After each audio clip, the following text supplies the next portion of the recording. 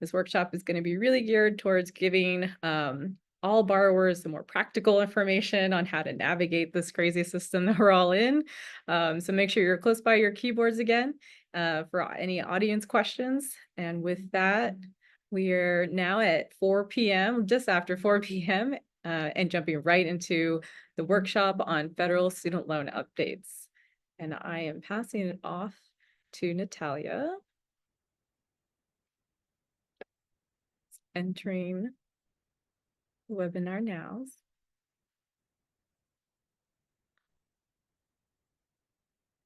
All right, Natalia, can you hear me? I can hear you. Hi, Sam. Thank you. And can you see the slides that I just put up? Yes, take it away. Awesome. All right. Thank you, Sam. And thank you, everyone, for staying on. It's been quite a day. And now we're going to go over some federal student loan updates, some of which you may have heard earlier, but it's always good to hear this more. Before we do this, I want to make sure to bring on our team. We have Sabrina Ashley. Sarah Saris, our special projects director, is coming on. And then we also have Sabrina Calazans. And if you were here earlier with us, Sabrina Calazans is our managing director who did a few panels earlier today. So with that, we're just going to jump right in and go over the updates. All right, so we're Student Debt Crisis Center. Again, I'm Natalia Abrams, the president here at Student Debt Crisis Center. We are a national advocacy organization with 2 million supporters. We have about 150,000 here in California alone, calling on fundamental reforms to once and for all end the student debt crisis. And very excited to be here with you all and do a lot of work with the California Coalition and Next Gen Policy. And then today we're going to go over federal loan updates. We know there's been a lot things that, you'll see on the right or my right-hand side. This is information that we know today. The information is constantly changing, so just keep that in mind. If you're looking to take action a few months from now, you'll probably want to check in with us or another organization from today's event. We'll go over debt relief or Plan B, which a lot of folks have been asking about all day, loan types, repayment plans, loan forgiveness, which is public service loan forgiveness. Friendly reminder, we are not financial counselors or attorneys. We are advocates and experts here to help you.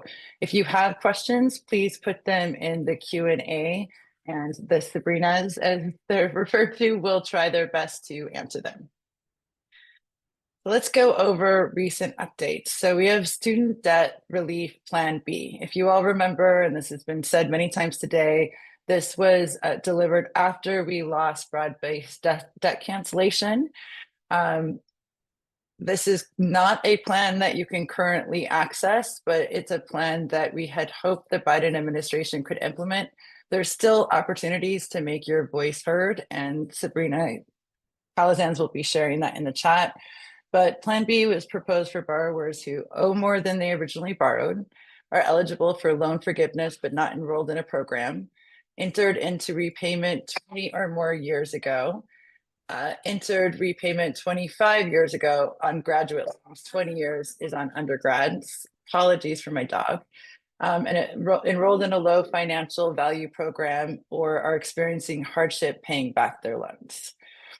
There have been challenges to the Plan B. We unfortunately right now, so Plan B was about to be delivered to borrowers. Many borrowers may have received an opt-out notice around August, but unfortunately it was halted with a temporary restraining order filed by the same AGs that tried to take away debt or did take away debt cancellation from us. So right now, the current timeline for financial hardship rules is it could result in, if we got these for hardship, it could result in debt relief for 8 million folks. 6 million would receive automatic debt relief. 2 million would have to do an application. And this is where we need you to take action, is we are currently in the public commenting period. This period will end on December 2nd. Sabrina's sharing a link right now in the chat, which makes it really easy for you to make a comment. We've put together a letter. All you have to do is a couple clicks to sign.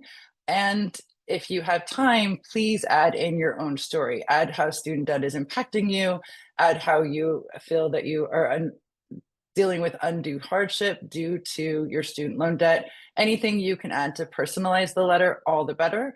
But if you don't have that time, a couple clicks and you can make your comment in no time. So once these rules are released, debt relief could be implemented immediately, barring any legal challenges, but we have very little time to get this done. So to be honest, I will say, like, we don't have super high hopes for this being completed in time, but it's really important to get your comments on the record going into the next administration. So the SAVE plan, which we've seen a lot of comments and questions about the SAVE plan. And the SAVE plan was, there's current lawsuits against this plan, which is also under a temporary restraining order or a halt. You can enroll, don't let your servicer tell you differently. You can enroll in the SAVE program. However, you'll be on the administrative forbearance if you are. So 18 state attorney general led by Missouri and Kansas sued to block the SAVE plan. These cases are ongoing, but a recent court order prevents Ed from offering the SAVE plan, from allowing you in it. They can offer you to sign up for it. I just want to clarify that again, but you won't be in the plan. You'll be in this forbearance. All borrowers have been placed in the forbearance and they're not able to bill you properly. So it's no payments and no interest if you are on the SAVE forbearance. And then online and paper applications are available, like I said, a number of times for you to apply for SAVE, but you'll be placed in that forbearance until litigation is completed.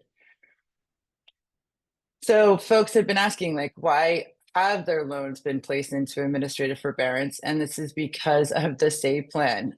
So they're not able to bill you properly, and there's no action that is required if you were in repay or SAVE prior to the lawsuits. You're automatically on this forbearance. And again, you can't, if you're looking to not make a payment right now, you could sign up for the SAVE plan and be placed onto that forbearance. Unfortunately, though, you will not receive credit for income-driven repayment or public service loan forgiveness during this administrative forbearance. So some folks may be eligible for buyback, although you have to hit your 120 credits in order to take part in that buyback program.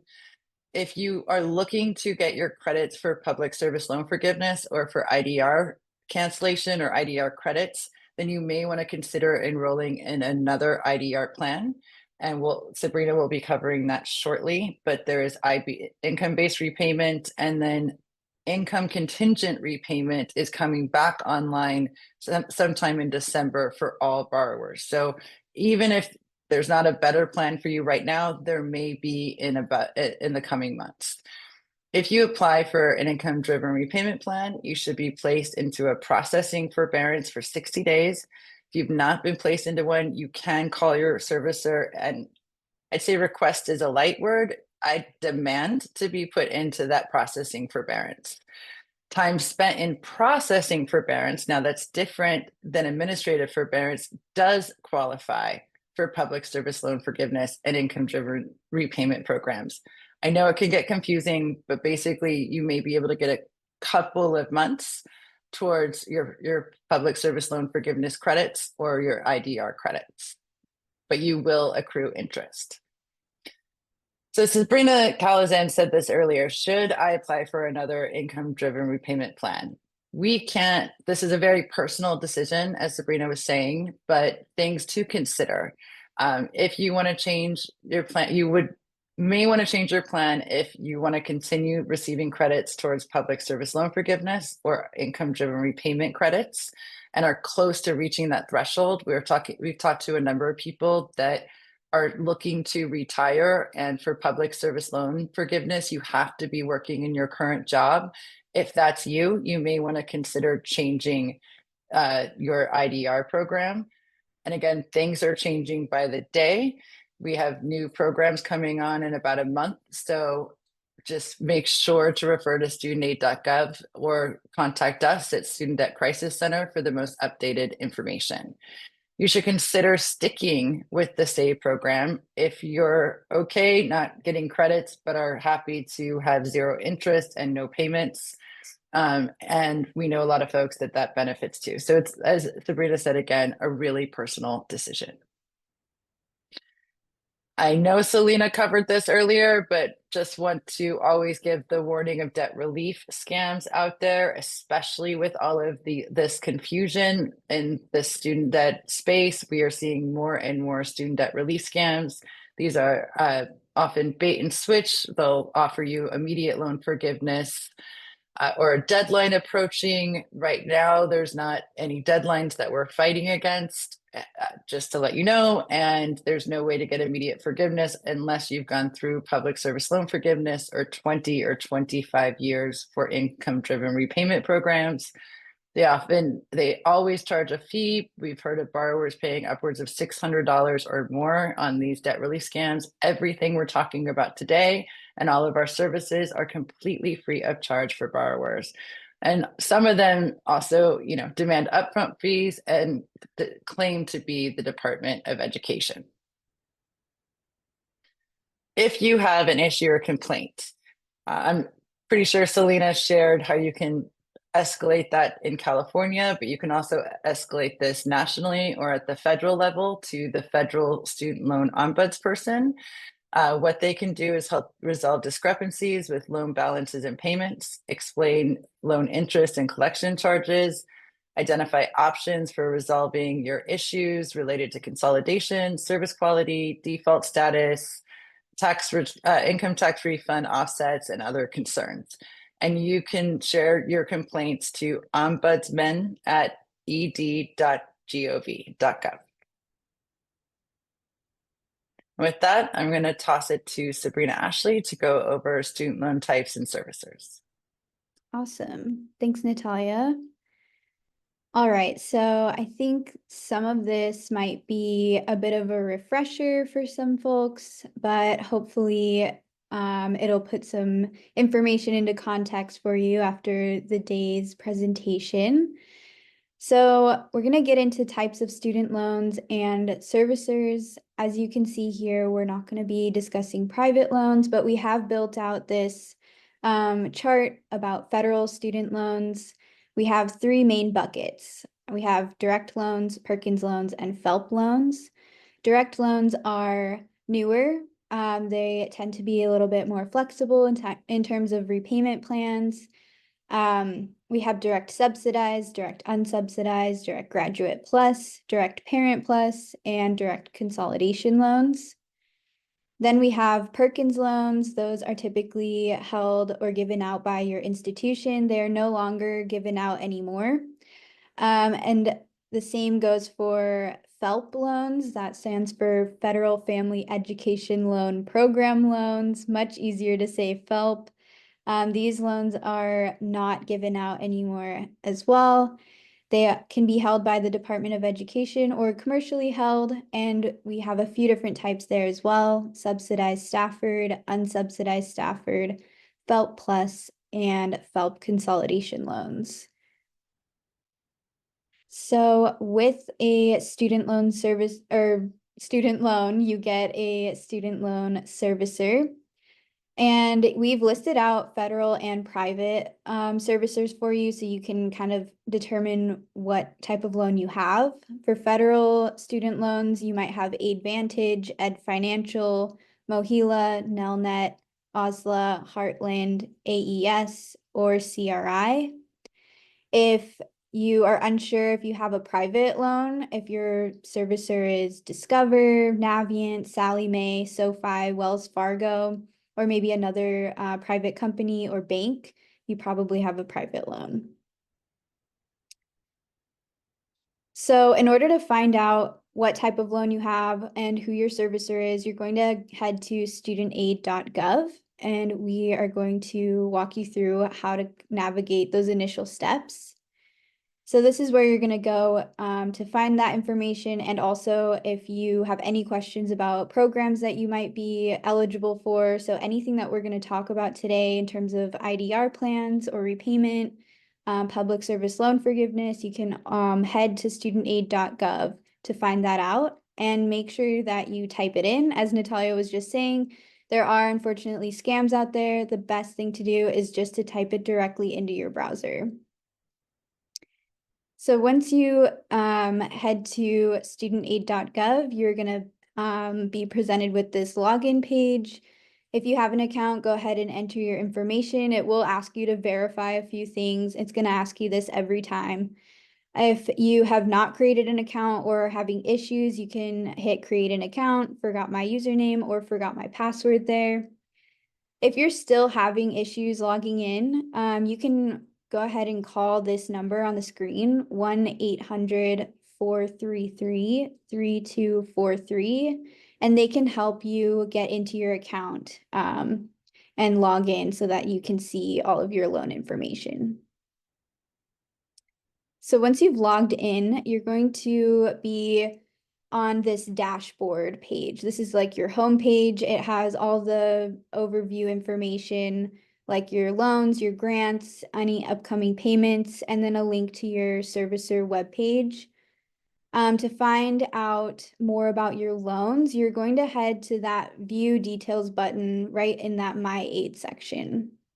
And once you click on that, you are going to come to a screen. We've just pulled a couple of specific zoomed in screenshots here, but it's going to give you a better breakdown of what your loans consist of. So you can see that this person has a total of 11 loans and 2 servicers. You can see the original amount that you were awarded. You can see your total balance, what that balance is in terms of principal and interest. And keep in mind, if you've consolidated your loans, those numbers might not match up with what you were originally awarded. And then you can also see a breakdown of your loan type. So this person has 3 Perkins loans with a total balance of 0. So they either paid them off or consolidated them. This person also has 4 subsidized loans and 4 unsubsidized loans. So that is a super fast breakdown of how to use studentaid.gov and where to find your student loans and your servicers. And with that, I'm going to toss it to Sabrina Calazans to go over student loan repayment options. Thank you, Sabrina Ashley. Let's jump right into this. And I do want to remind folks that you can use the Q&A function to ask any questions you might have. We want to make sure that they are answered today. So let's take a look at the options here. So when you first enter into repayment on your student loans, everyone is automatically placed into the 10-year standard repayment plan. So this is going to be a repayment period of 10 years, and it's going to be fixed monthly payments. So they're not going to change over time. So this is the quickest way to pay off your student loans. However, it tends to be unaffordable for a lot of folks. So there are other options for folks who cannot afford this monthly payment on the standard plan. Okay. And before we get into alternatives to the standard plan, I want to talk about what happens if you don't make a payment. So there was a period called this on-ramp period, which ended on September 30th of this year.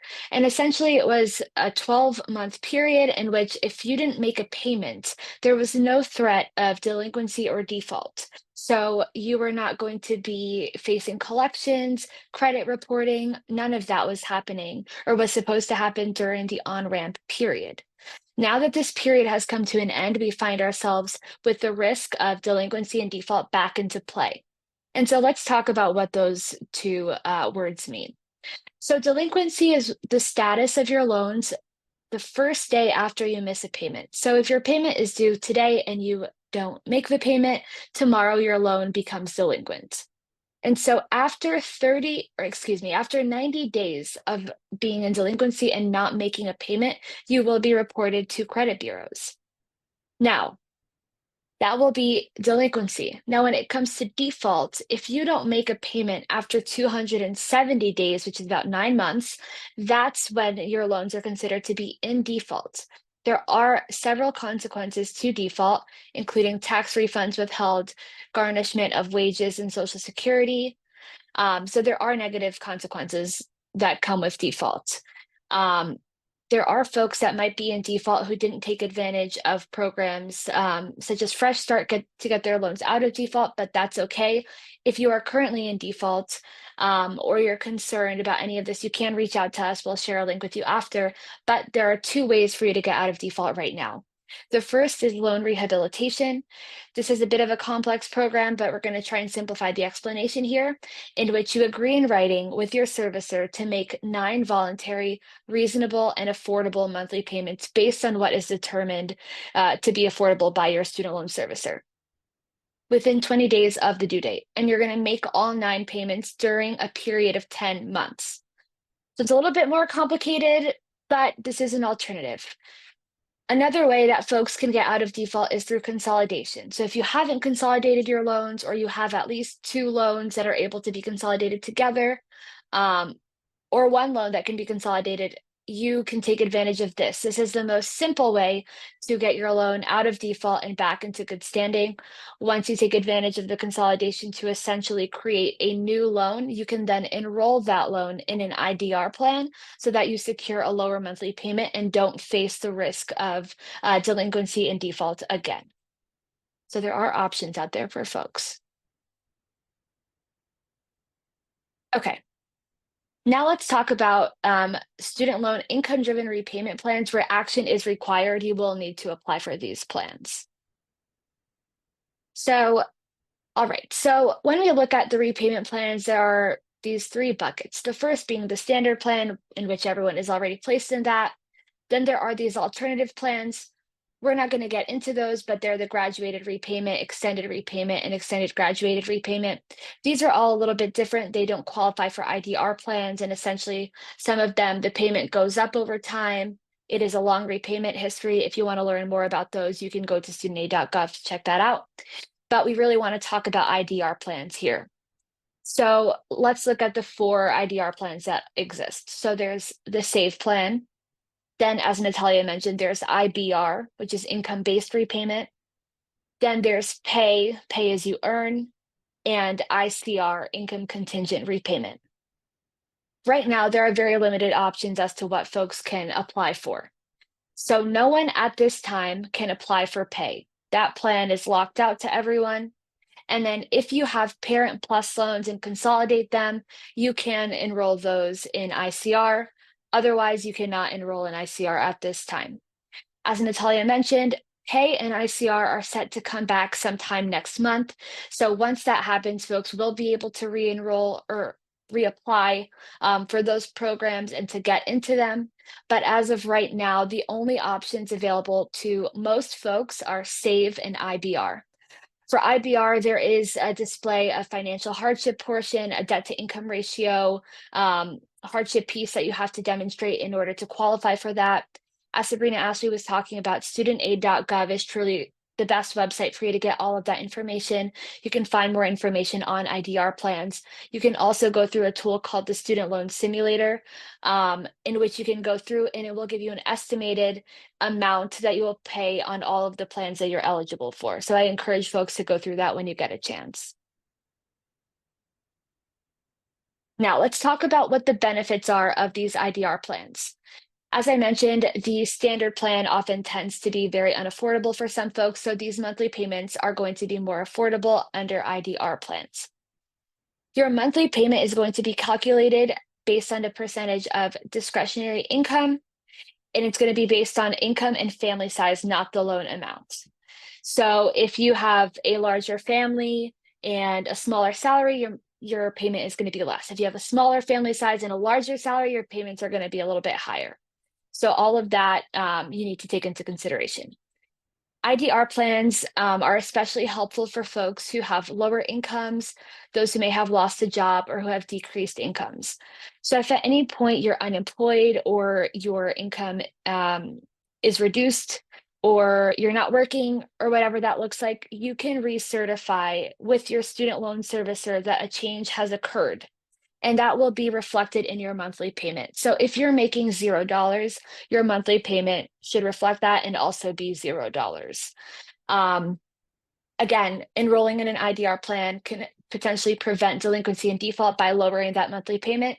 And when you do apply for an IDR plan or recertify your income, you're locking in that payment amount for a year. So if you are unemployed and your payment is $0, but you get a job next month, it doesn't matter for the next 12 months, it's still going to be a $0 payment. That is one of the benefits of being enrolled in an IDR plan. Now, the downside is that this does extend the loan repayment period from 20 to 25 years. So on the standard plan, again, it's 10 years or 30 if you've consolidated in an RN standard. And then for an IDR plan, it will be 20 to 25 years. And then just going over this one more time, if we look from left to right, we see what tends to be for most folks the most generous to the least generous repayment plan. And again, a reminder, ICR is only available to folks who have consolidated Parent Plus loans, and Pay is not accepting anyone at this time. We will keep folks updated as soon as Pay and ICR are back online for everyone. We will make that known, and folks can apply if they wish to enroll in another IDR plan. So if you're thinking, how can I apply for an IDR plan? It's fairly simple. You can do so online at studentaid.gov, or you can do so via paper application. If Sabrina, Ashley, or Natalia can drop the link to the IDR application in the chat, that would be really helpful so that folks have that on hand. I want to flag for folks that even if you've certified in the past on studentaid.gov, that you opt in to them recertifying your income and that they have access to your income, you're still going to need to provide income documentation for your IDR application. It's something that they are requesting everyone to do. So you're going to need to provide a recent tax return or transcript, a W-2, a pay stub, a bank statement, interest, or a dividend statement to provide that documentation. And then I do want to note that processing times are extremely delayed, as has been mentioned several times throughout today. And so if you choose to apply for a plan, if I'm in SAVE and I want to get into IBR and I go through with the application and I'm not placed into a processing forbearance in the days or couple of weeks following, I can go ahead, call my servicer, request to be placed into that processing forbearance. If for some reason you call your servicer and they say, we can't place you into that forbearance, you can then reach out to us. You can also reach out to the ombudsman's office or file a complaint with the CFPB. They should be placing you into that forbearance. There's no reason as to why they shouldn't be placing you into that. As Natalia said, request is a bit of a light word. We want to demand. It's a right that you have to be placed into that forbearance. It's a 60-day period. You will get PSLF and IDR credits during that time. However, interest will be accumulating during that time. So I do want to flag that again. And then again, a recap, everything that you need before applying for an IDR plan, your permanent and or mailing address, family size information, employment information, employer address, income documentation. And again, if you've opted into IRS integration, you're still going to have to provide income documentation again. Okay, another program that was touched on several times today is the IDR account adjustment. Now let's get into what this is. This IDR account adjustment, essentially, for my panel earlier today, Abby was explaining it. It's an audit or a review of folks' student loan history. So the Department of Education is going back, they're looking at people's account history, and they're looking at months in a repayment status, regardless of the payments made, loan type, or repayment plan. So they're going to count periods of time, such as forbearances and deferments, that are qualifying as if you had made payments during that time. So maybe you had about 3 years of forbearances and deferments over time. The Department of Education is going to review that time period and essentially credit those 3 years worth of credits to your credit count for IDR, which is really great and has brought a lot of folks over the threshold needed to get their loans forgiven. If you saw in the news, people in the article saying, 5 million borrowers got cancellation, or $5 million of debt, or 5 billion was canceled, that was because of this IDR account adjustment. This is what was happening. So looking at this, 12 or more months of consecutive forbearance, or 36 or more months of cumulative forbearance, months spent in economic hardship or military deferments after 2013, months spent in any deferment with the exception of in-school deferment prior to 2013, and any time in repayment on earlier loans prior to consolidation of those loans into a consolidation loan. These examples, this is what they're going to credit towards your credit count. This is really huge for a lot of folks. This could literally mean three years of credits added to your account.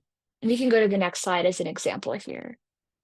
So let's cover this, and then we'll have an example. So borrowers who have reached 240 or 300 months worth of payments, I believe that's 20 years or 25 years of payments for IDR forgiveness, or 120 months of PSLF, began to see their loans canceled in the spring of 2023. Borrowers who had commercially held FFEL, Perkins, or HEAL loans and applied to consolidate by June 30th of this year will get the full benefits of the adjustment. And all other borrowers will begin to see their accounts updated with any additional qualifying months in fall 2024. We are pushing the Department of Education to continue running these account adjustments. We know that it has not been completed. The timeline has been extended past what they had anticipated would be the end date. We are pushing on this. This is something that we really believe in. There's a lot of folks out there who have hit the 20 or 25-year mark and need to get their debt canceled. So we are really pushing a lot behind the scenes on this. Okay, looking at this example here for Diane. So Diane is an administrative assistant at a private firm. She had a commercially held FFEL loan in 2023. Her repayment originally began in 2004 with a loan balance of $65,000. So if Diane had heard about the IDR account adjustment and decided to consolidate her loan, she was still at the same job making payments on her loans. She now had a direct consolidation loan. Because Diane hit the 20-year mark, now that we're in 2024, her loans were eligible for the IDR adjustment and they were canceled. So that essentially is what the IDR account adjustment is supposed to do. One question that I saw earlier when I was on my panel is, where can I find out how many IDR credits I have? And right now, that is not something being displayed. We are hoping that in the coming weeks, if not months, that is something that will be accessible to borrowers. We will, again, flag this for folks, but hope that that is something that people can see so they at least know how many months left they have in repayment. Okay. Parent Plus loans. One of the biggest complaints that we hear is about Parent Plus loans and the lack of accessible programs for them. So let's just talk about the ICR plan really quick, because I think it's important for Parent Plus loan holders to know what's available to them. So as I said before, ICR is the only repayment plan available to Parent Plus loans. You do need to consolidate those loans to be eligible for this plan. So your payment on this plan is going to be the lesser of what you would pay on a repayment plan with a fixed monthly payment over 12 years, adjusted based on your income, or 20% of your discretionary income divided by 12. This is going to be a repayment period of 25 years, and each year you will need to recertify your income and your family size. If you don't, there are consequences such as increased monthly payments and an interest capitalizing event. As for most of the other plans, you will need to contact your student loan servicer to call them, recertify your family size and your income. That is something that you should always do to prevent any negative consequences. SDCC and several other organizations have been working to endorse this one bill called the Parent Plus Parity Act. Essentially, it is a bill that would open up access for Parent Plus loans into other IDR plans. So not just ICR, but potentially IBR, Pay, and Save. We're going to keep pushing on that. We know how tough it is to get anything passed in Congress, but it's something that we believe in, and we're going to keep fighting for Parent Plus loan holders. Okay, another important program that we need to chat about is the Public Service Loan Forgiveness Program. This is probably one of the more popular programs in the student loan system. So let's talk about this program. This program, the Public Service Loan Forgiveness Program, began October 1st, 2007. So unfortunately, if you worked in public service as a teacher or for a nonprofit hospital or organization, employment prior to October 1st, 2007 will not count. For you to be eligible for the loan forgiveness through this program, you will need to make 120 monthly payments, which equals 10 years worth of time. And then you will need to submit the application and get that approval. The payments are cumulative, not consecutive.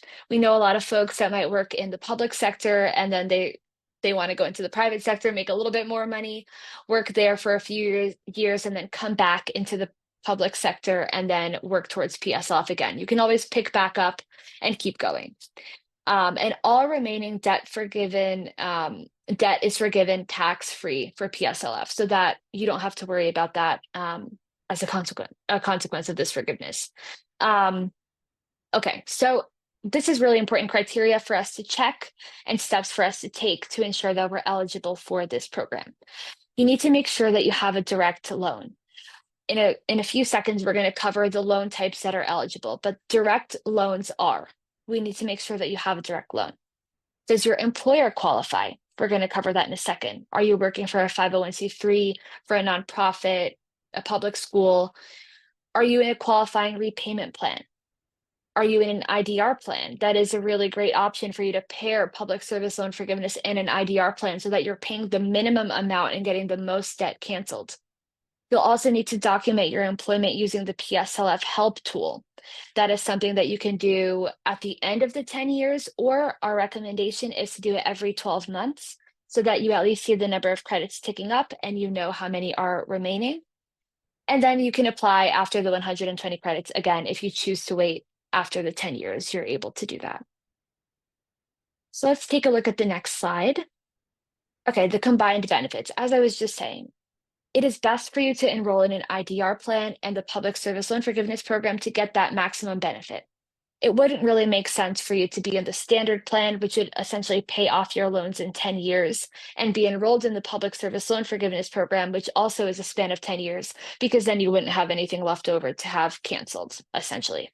So if you work or plan to work for a PSLF eligible employer for 10 years while you're in repayment, the strategy to get the most out of this is to enroll in an IDR plan, save, IBR, and then potentially in December, pay and ICR are going to be options as well. Okay, now let's talk about what does qualify for PSLF. So as I was saying, you need to have a direct loan. So a direct subsidized or unsubsidized loan, a direct Graduate Plus loan, or a direct consolidation loan, including one created with a Parent Plus loan. Those are all eligible loans for this program. The employers, all levels of government, it could be a local, federal, state government, all of that counts. Working for a 501c3 nonprofit organization counts, and other critical public service careers such as firefighters, police officers, teachers, all of that counts for public service. And then the repayment plan, you need to be enrolled in standard or an IDR plan to qualify for PSLF. Now let's take a look at what does not qualify. So for the loan types, the FEL loans do not qualify. The Perkins loans do not qualify. Loans in default do not qualify unless you consolidate those loans. So the FEL loans, Perkins loans, and defaulted loans can all be consolidated to become qualifying direct consolidation loans for PSLF, but as they are this way, they are not qualifying. And then private student loans, unfortunately, do not qualify for PSLF either. Now, when we're looking at employers, there are a lot of folks who work for the federal government, but they are contracted by the government. So if you are a government contractor, unfortunately, that does not count. If you work for a labor union, that does not count. If you work for a qualifying employer, but you're unionized, that counts. But if you work for the labor union itself, that does not count. And then 501c4 nonprofits and political groups also do not count. When it comes to the repayment plan, those alternative plans that we mentioned earlier, the extended graduated repayment, all of that does not count. And then periods of deferments, forbearances, and default also do not count for PSLF. All right, so here are just a list of our resources that we like to compile and share out. I believe folks are going to get a copy of the recording. We can also provide more information for folks. I do want to flag that SDCC has been offering one-on-one assistance to folks. As Natalia said, we're trying to provide as much hyper-individualized assistance as possible for folks. And so we are available to help out more. So I'm going to have someone from my team drop the link here in the chat to the intake form. So what we're going to do is we'll have you fill out the intake form, which essentially provides a little bit more information about where you're at with your loans. Once we see that you filled out that intake form, I'm going to go ahead and I'm going to email you the scheduling link. Once you fill out that link, you're going to be automatically connected to someone from our team to be able to connect with us one-on-one. We can talk about your loan situation. You can share your screen with us on studentaid.gov. And if there's a case that really needs to be escalated, we can escalate that to the Student Loan Ombudsman's office, or at least point you in the right direction wherever you need further guidance. So that is something we are offering. Thank you, Sabrina Ashley, for sharing that in the chat. We encourage you to sign up for that if you need help with your student loans. So with that, I'm going to toss it back to Natalia and Sabrina Ashley if there's anything else to add. Yeah, just to add, Sabrina, you were mentioning the hyper individualized advice, and I'll just say that we know this was said a lot through today. It's really frustrating, right? We are giving you the information that we get from the Department of Education. Unlike other loans, maybe your car loan or your mortgage, where you can call your lender and negotiate, say I can pay this much or not, that doesn't happen with federal student loans. So we just know that sometimes, I guess it's like just a plea to not kill the messenger, so to speak, that we're trying our best, we're a sounding board, and often borrowers are not getting the information they want because they want cancellation, they missed out on a program, something went wrong. We can do our best, and the best thing that we can do by taking part of this one-on-one is escalate your situation to the Department of Ed. That is something unique to the project that we're doing. We can get clear answers. It can still not be what folks want to hear, but we're a sounding board for you all, and we'll keep fighting as well. And so will all of the other organizations that you've seen today. Even in spite of a Trump administration, there will still be levers and threads that we can pull. So with that, Sabrina, Ashley, do we have any questions? And just a reminder, we have a few more minutes if folks have questions they'd like to add to the Q&A. I answered these, but I think they're good questions to ask out loud. One of them was, where do folks recertify their income for an IDR plan? I can jump in here if that's helpful. So folks can recertify by either calling their loan servicer directly, or you can fill out an IDR application.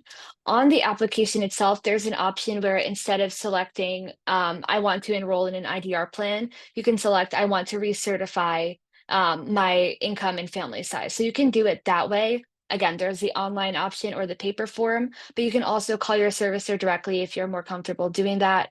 So you have options there. So you can either go to studentaid.gov to complete that, or call up Mohila at Financial Advantage and Nelnet, whoever else you need to call. And you do need to upload your IRS information, right? Even in the past, if you were using IRS integration, you have to upload statements again. Is that correct? Yeah, they're Yeah, requesting that. Yep, they are. unfortunately. Which is why we had that helpful list of what you need, W-2s, pay stubs, anything to prove your current income. And sort of a follow-up to that, even if folks have already chosen the automatic recertification through the SAVE plan, do they need to still recertify that manually? So the recertification for SAVE is off right now. So I believe the earliest that anyone needs to recertify their income for SAVE is February of next year. I'm not sure if it was extended even further, Natalia. I'm not sure if you remember that date. I think it's been extended. Hasn't it been? I'm sorry, you all. Was It's it been a long June? day. Yeah, it's been extended through Yeah, next year, I believe, for all plans right now. yeah. So if you received an email in the past month or it's just sitting in your inbox, that's an old email before they extended the recertification date. So you don't have to worry about that. They're still going to pull from, oh my gosh, I think it's 2019 income. You may want to recertify though if your income has changed. Besides, for folks not on the SAVE plan. So if you have lost your job, you've had a decrease in hours, you've taken a sabbatical or anything like that, where you're making $0 or less money, you would want to recertify at that lower amount to adjust your payment to a lower amount.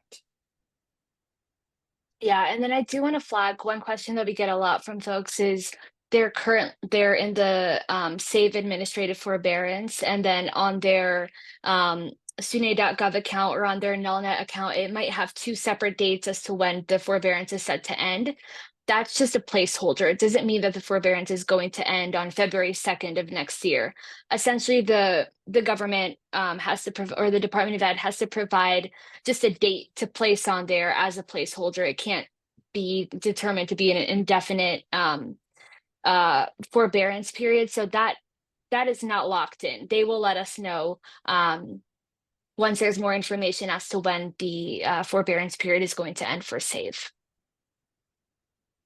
And we don't expect, I mean, anything can happen, if you heard Mike Pierce say earlier today, but we do expect the SAVE litigation to go to the Supreme Court, and it could be potentially as late as next summer or beyond that SAVE forbearance would end.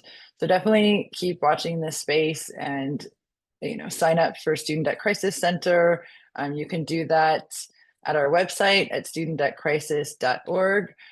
Next Gen Policy is also phenomenal, delivering advice or updates, and so is Student Borrower Protection Center. If we could just do a quick recap of some of what we shared, more specifically the Plan B link, Sabrina Calzans, if you could just go over that one more time. Yeah, so for folks who want to show support for the Plan B debt relief, this is, again, as a recap, this is for folks who would benefit from debt relief if they are experiencing financial hardship. So 6 million folks would get it automatically, and 2 million folks would need to apply to get that relief. And so we know that folks experience financial hardship for so many reasons. It can be due to natural disasters, it can be due to caring for a loved one, or experiencing a lot of medical debt. There are many reasons out there, so we really want to show our support for as many people as possible out there to get debt relief. That is our goal at the end of the day. So if you are interested in taking action, and Natalia just submitted the link here in the chat for you, we have a template already created. All you have to do is just put your name. You can add more. We always encourage folks to add more if you want to talk about your specific story, how you're impacted by student debt. Maybe you know someone impacted by student debt, you can add that as well. If you're not comfortable doing that, or you don't want to add, you can simply just use the template that we provide there. It takes less than 5 minutes for you to go through, probably less than that. So if you take some time to submit a public comment, that would really mean a lot to us. And then I'm sharing again for folks on this call, if you want a one-on-one appointment with any of the members of our team, please fill out this intake form. We're still taking one-on-one appointments for the next few weeks. We will always try to answer your questions if you email us at info@studentdebtcrisis.org, and hope to continue doing these one-on-ones more in the future. But thank you, Sabrina. This was very valuable information. And just want to thank the audience, folks that stayed on, especially if any folks that have stayed on all day long. It's been a long day, but you took time out of your day to learn about student loan debt, to learn about college affordability. We're really honored to join Next Gen Policy and the California Coalition for Borrowers' Rights. And I think there's still a quiz left. So I'm going to toss it back to Samantha Singh to close you out. As we're closing out, we do want to thank all our co-sponsors and fellow co-leads of the Campaign for California Borrowers' Rights Coalition. That is Student Debt Crisis Center, who you just heard from at the workshop, Student Borrower Protection Center, Young Invincibles, and Consumer Reports. So please check out their websites here. They provide expertise to help with questions related to navigating student debt, learning about policy or legal updates. And we've also included our coalition website so you can learn about how to take action. And as some of our speakers said at the start of the summit, turn our collective anxious energy into productive action and empowerment. And so with that, we are at the end of Free My Future 2024. I'd like to say thank you to all staff who helped put this on today. It takes a lot of time and work, and everyone makes us look good on video. So thanks anyone to my colleagues at NextGen and our fellow co-host organizations, as well as any support staff for any of our speakers. Another big thank you to our speakers again. DFPI Commissioner Hewlett, Assemblywoman Pacheco, CFPB Student Loan Ombudsman Bernard, DFPI Student Loan Ombudsperson Selena Damian, all of our panelists, speakers, and moderators. A special shout out to our student leaders, students, and any borrowers who participated in our summit as a speaker in the Q&A or the chat. Thank you to everyone for joining us today. And just one last note, everyone who registered will get the recordings of the summit as well as a resource packet. So keep an eye out for our follow-up email. And you can also look for all these materials at our Next Gen Policy YouTube channel or website listed here on the screen. It's been a pleasure to see everyone at Free My Future again, and we hope to see you all next year. Have a great rest of your day, everyone.